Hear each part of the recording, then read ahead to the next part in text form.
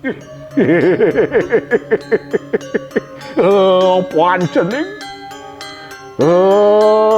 dunia badeka. Rasa manu bahagia keramai bapa.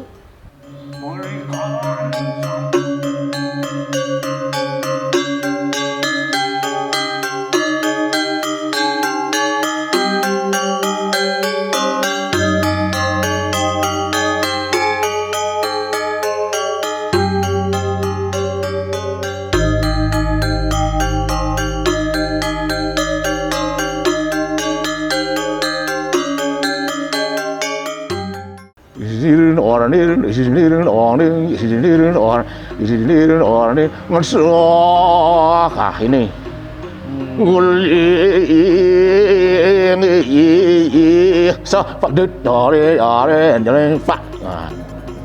mau jalan ya, nah gini mengikuti alunan musik nanti.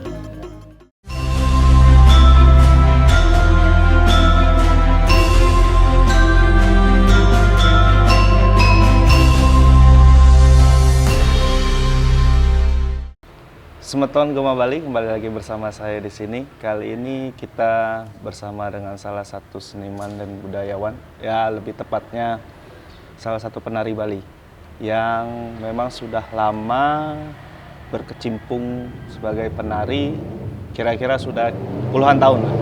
Mari kita sambut Pak Putu Yasanadi. Yasanadi. Ya.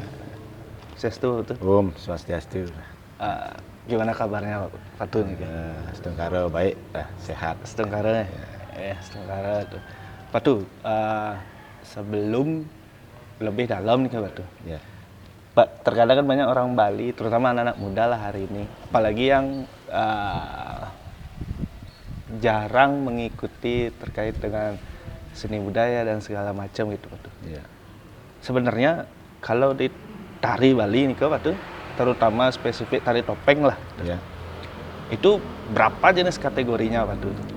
Artinya dibedakan menjadi berapa bagian itu, misalkan kan ada yang bilang, kalau tari topeng niki hanya boleh ditarikan di saat ritual tertentu gitu. Ada berapa jenis biasanya Pak Putu? Ya. Begini, kita panggil murah aja ya. Iya, betul. Murah. Kalau apa namanya dibagi-bagi istilahnya tari topeng itu tersendiri. Kalau di Bali ada istilahnya topeng disakralkan dan topeng sebagai apa namanya koleksi hiasan. Itu ya, itu yang pertama dulu. Kalau yang kategori topeng koleksi hiasan itu kan biasanya ada apa namanya yang senang dengan topeng dipakai pajangan hiasan. Itu diambil begitu saja, ditaruh di suatu tempat biar kelihatan si pembeli itu merasa senang gitu. Itu yang sebagai istilahnya tidak sakral gitu. Kalau yang disakralkan topeng ada proses-proses ritualnya khusus. Seperti misalnya kalau dipakai apa namanya petapakan di pura, itu kan ada proses apa namanya ritual tertentu, di apa namanya di parisuda itu namanya sudah selesai topengnya tuh di parisuda, di plaspas dan di pasupati. Itu topeng yang disakralkan. Sama juga topeng yang dipakai apa namanya untuk pementasan mengiringi ritual tertentu, itu juga melalui proses ritual juga. Itu termasuk topeng yang disakralkan. gitu. Kan ini juga berarti Pak tuh ya, kalau dia yang tidak sakral ini kan biasanya mungkin banyak di pasar seni gitu. Iya. Nah kalau yang disakralkan bahkan dia pernah lihat juga kalau yang disakralkan itu sampai bahan bakunya pun diupacarakan. Iya. Bang, ya? Ya, diupacarakan. Di samping itu ada patu proses mencarinya, harinya harus tepat, hari ya tertentu, hari-hari apa namanya, hari-hari suci lah, istilahnya kalau di Bali itu. Ya, pada saat mencarinya, pada saat akan membuatnya itu juga ada ritualnya, gitu. Itu yang termasuk jenis yang disakralkan. Gitu, ya. Kalau jenis-jenis topeng, kalau di apa namanya, jenis-jenisnya itu banyak sekali. Ya, ada kalau dipakai pertunjukan untuk apa namanya, tarian topeng itu sendiri, ada topeng tua, ada topeng keras, ada penasar, ada bonres, dan ada topeng merupakan tokoh yang ditokohkan sebagai raja, itu namanya topeng dalam Sidakarya namanya. Untuk ritualnya ada yang ditokohkan sebagai raja, itu namanya topeng Arsawijaya. Itu yang biasanya dipakai gitu. Biasanya dalam ritual-ritual upacara di Bali ini kan pasti ada penampilan tari topeng kan, tari sakral kan. Ya, mesti. Itu. Kalau ini Pak tuh, kalau misalkan itu kan tadi secara tapelnya nih, Pak tuh secara tapelnya nih, kalau yang sakral nih ada upacara khususnya. Khususnya. Kalau untuk penarinya Pak tuh, apakah hanya sekedar misal kayak tiang misal Pak tuh ya? Tiang misalkan hanya punya basic aja nih, basic latihan belajar gitu. Tapi apakah bisa juga tampil untuk menampilkan topeng-topeng sakral gitu? Biasanya kalau di Bali khususnya, kalau yang menekuni topeng yang disakralkan itu juga melalui proses,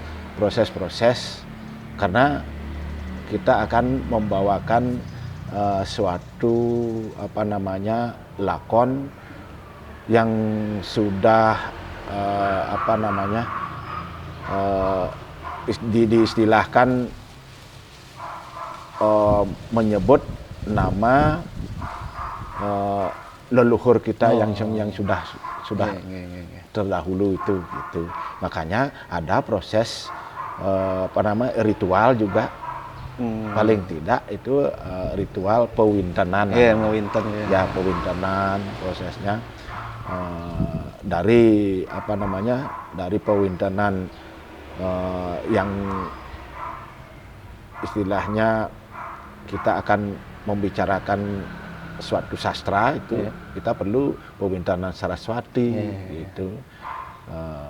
Setelah itu kalau kita akan terjun apa namanya, menarikan topeng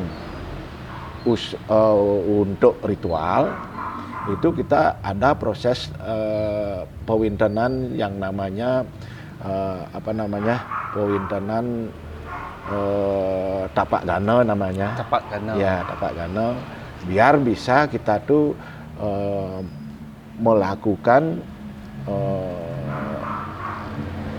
melaksanakan tarian itu mengikuti upacara-upacara yang diselenggarakan di satu tempat itu.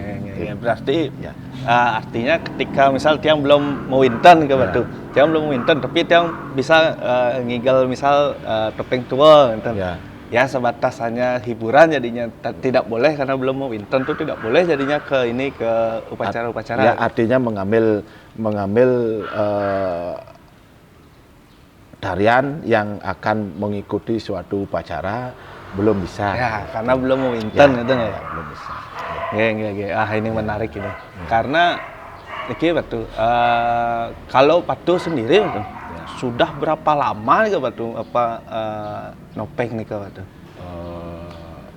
Kalau Batu mulai menekuni sebagai pelaku seni, bukan sebagai seniman ini, ya.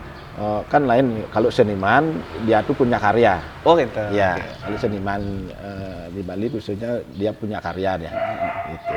Kalau Pak Du sendiri hanya sebagai pelaku seni gitu.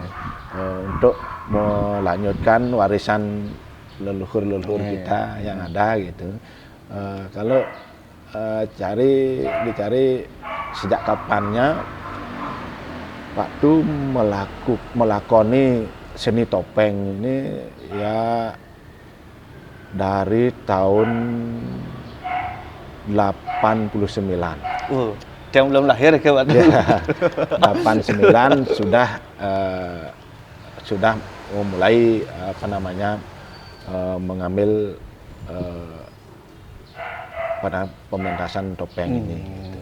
Kebetulan juga Pak Du ya sekolahnya juga di sekolah seni. Oh, itu. Ya di Kokar dulu. Oh, Kokar. Kokar dulu. Udah itu di samping itu juga karena ada warisan juga. Oh. Ya warisan, ya istilahnya warisan seni lah. Nah,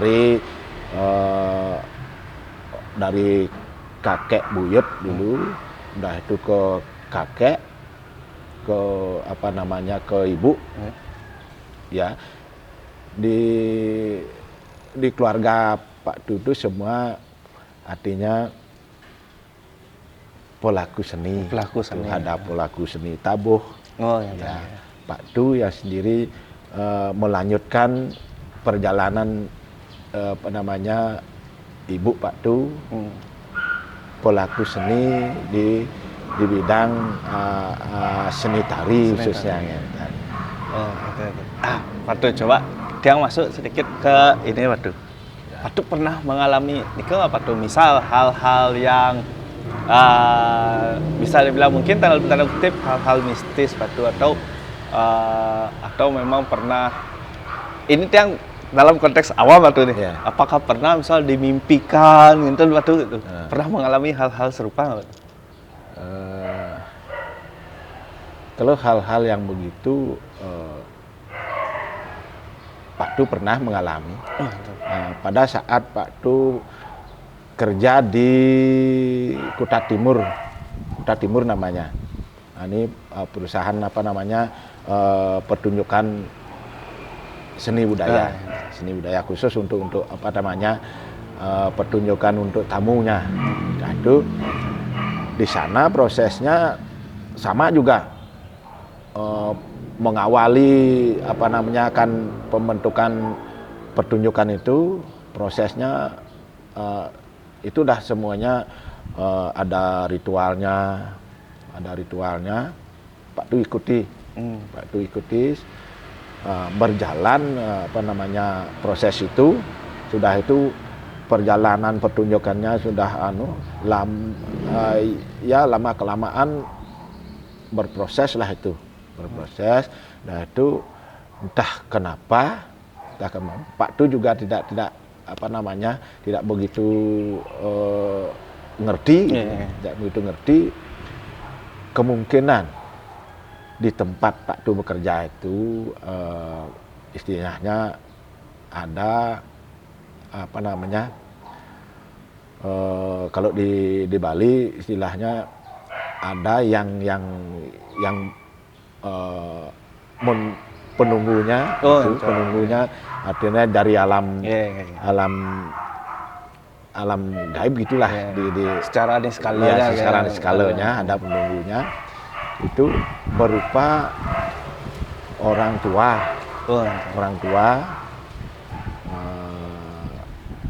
Setiap Pak Du pulang kerja sekitar jam 6 sore itu Pak Du rasa bagaimana ya, kalau dibilang tidur enggak, kalau dibilang enggak ya Berasa tidur gitu loh. Datang kan payah habis mandi itu kan selonjoran di tempat tidur ya itu. Nah itu dicarilah Pak Du oleh orang tua ini, orang tua yang secara skala ini. Ya, kalau ini itu diajak Pak Du keliling-keliling. Ya, keliling-keliling di daerah apa namanya tuh di daerah Kuto itu. Sampai Pak Du ke lewat ke Mumul. Ya, Mumul sampai itu dah. Di apa namanya? Di kenyataan ini kan kumuh tempat itu. Ke selatan itu di jalan raya itu. Ya, itu setelah diajak oleh orang tua itu, Pak Du melihat itu rumahnya sama bentuknya. Oh, semua sama. Sama bentuknya. Gapuranya sama. Itu makanya Pak Du heran. Nggak habis pikir Pak Du itu. Ya, itu apa namanya? Yang Pak Du rasakan mistisnya. Ya. Di samping itu juga pernah Pak Du juga pengalaman pentas di suatu tempat. Pentas di suatu tempat. Pak Du ya merasa ada agak terganggu lah, tetapi terganggunya bukan terganggu di alam nyata begini. Itu sampai Pak Du apa istilahnya kena lah gitu, kena sampai sakit berapa bulan tuh, dua bulan. Tidak bisa menelan apa-apa, ya, tidak bisa menelan apa-apa. Itu dicariin obat oleh istri juga tidak mempan, dan ke dokter kemana-mana sudah. Tahu-taunya yang bisa mengobati itu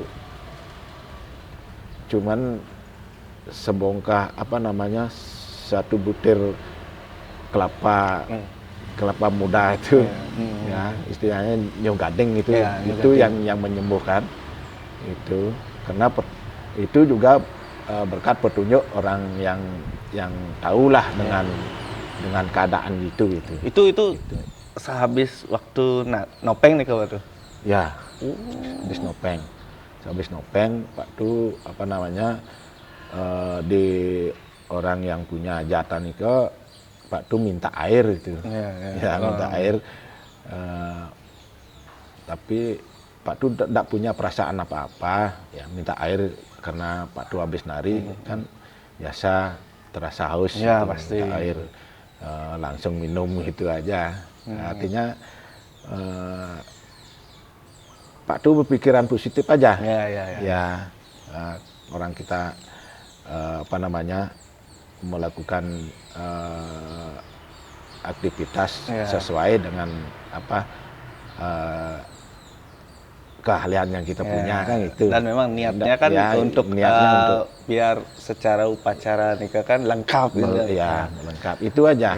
Mungkin tidak tahu entah apa yang menyebabkan itu, tidak tahu Pak Du ya. Mungkin Pak Du yang kurang bagaimana kan itu bisa juga. Betul. Itu aja. Betul. Niki Pak Du, itu kan tadi sudah secara pengalaman dan segala macam hal-hal yang pernah dirasakan Pak Du. Kalau dia secara ini pertanyaan pribadi ini Pak Du. Kan topeng banyak Pak Du ya. Anggaplah kita berbicara hal topeng yang sakral gitu Pak Du. Tadi ada topeng Sidakarya, topeng Tua gitu kan. Setiap topeng nikah kan pasti memiliki artinya masing-masing gitu. Pasti memiliki maksud dan tujuan yang berbeda setiap ritual nih kan.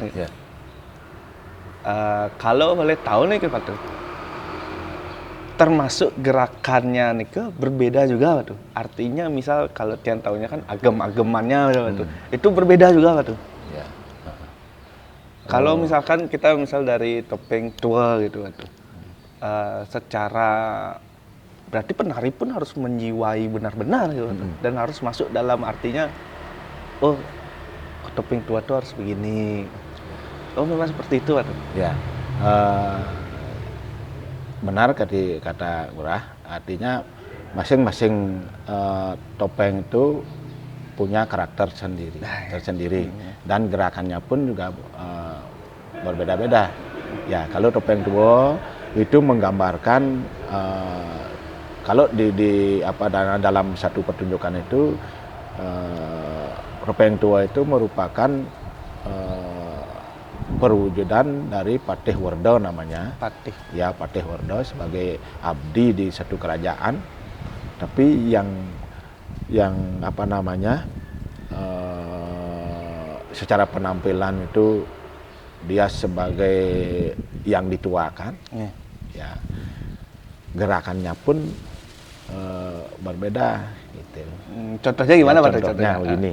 Ya, saya pakai anu aja ya, langsung sama topengnya biar bisa kelihatan ya. Ya, ini. Karena dia pernah belajar Pak tuh. Ya. Nginggil baris kok. Dikasih ding. Iya. Itu kan biar agam kita tuh teka istilahnya ya. Nah, kalau ini ya. Ini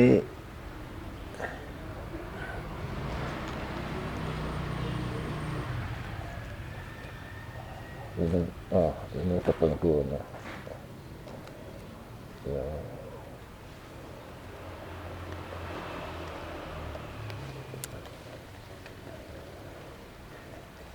Ya.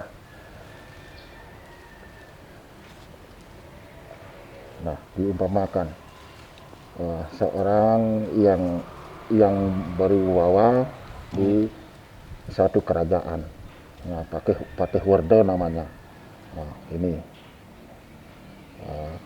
gerakannya pun pelan. Iya. Pelan dia. Ya. Tak. Mau jalan ya. Nah gini. Mengikuti alunan musik nanti. Ya.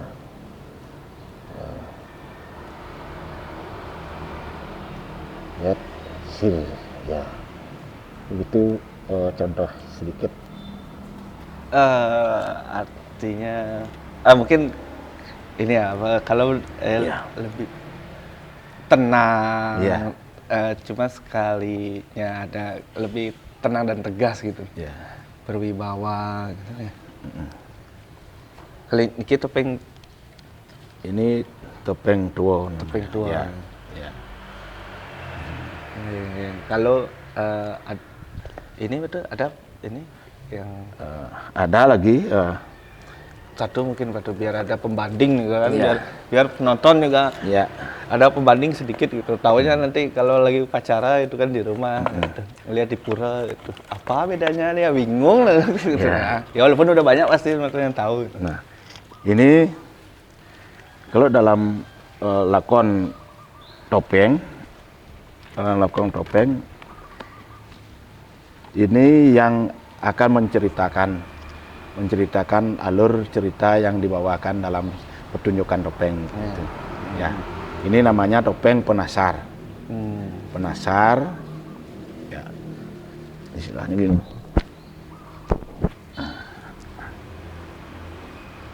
Ya.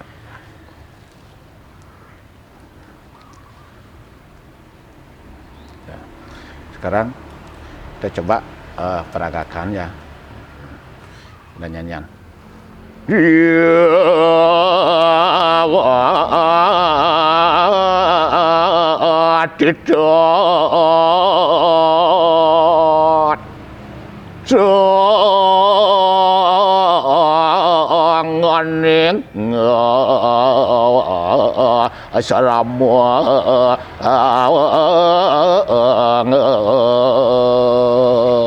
Ada awalnya ini.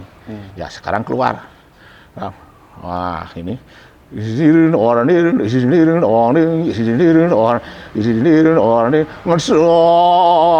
ini.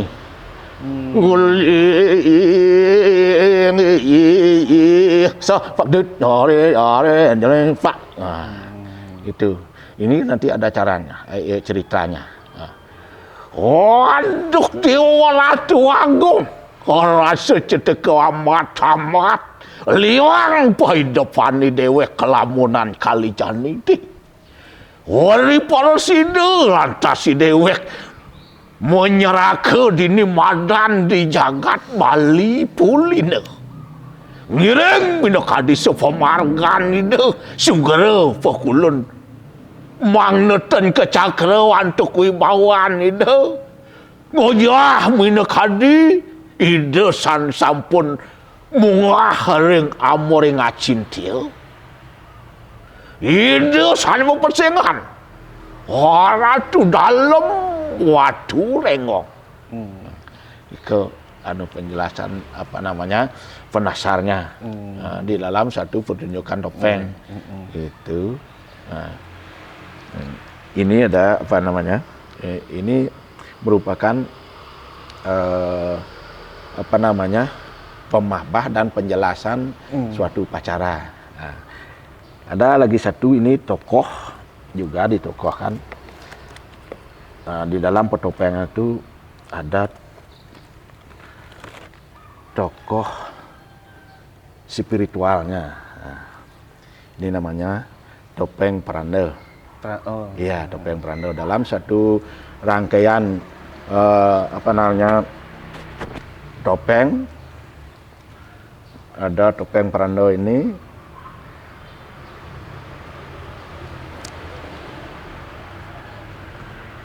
akan menjelaskan alur dari apa namanya proses prosesi yadnya yang ada di mana kita menari. Ya gini artinya